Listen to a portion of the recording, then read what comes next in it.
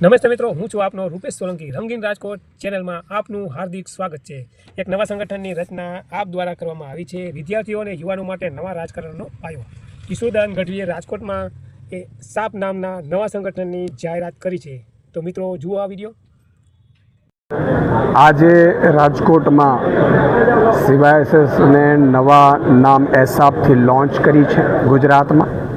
આજે રાજકોટની આખી ટીમે અને ખૂબ બધા વિદ્યાર્થીઓ એમાં જોડાયા છે।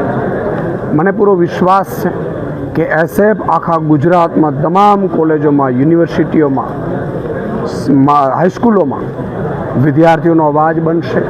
સામાન્ય રીતે અત્યાર સુધી રાજનીતિ એવી ચાલતી હતી, ભાજપ કોંગ્રેસવાળાઓએ પોતાના સગા સંબંધીઓને જ ટિકિટ આપે, એમના જ લોકોને આગળ લાવે। જ્યારે આમ આદમી પાર્ટીએ નક્કી કર્યું છે કે એસાપ દ્વારા અમે 1 લાખ યુવાનોને ગુજરાતમાં જોડવાના છીએ।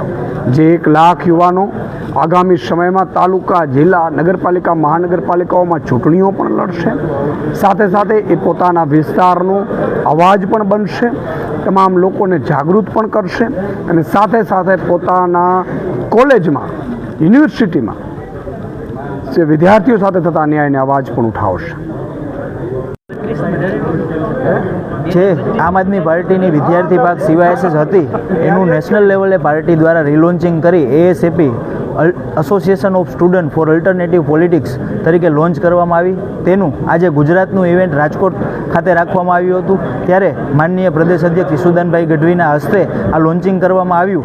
ત્યારે આ સાથે એક સંકલ્પ અને એક દિશા સાથે અમે આગળ વધવાના છીએ કે આવનારા દિવસોની અંદર ગુજરાતની અંદર દરેક કોલેજો અને શાળાઓની અંદર જઈ અને સંગઠન બનાવવામાં આવશે અને ગુજરાતની અંદર શિક્ષણ અને સુવિધા જે સારી થાય એ માટે પૂરેપૂરા પ્રયત્નો કરવામાં આવશે।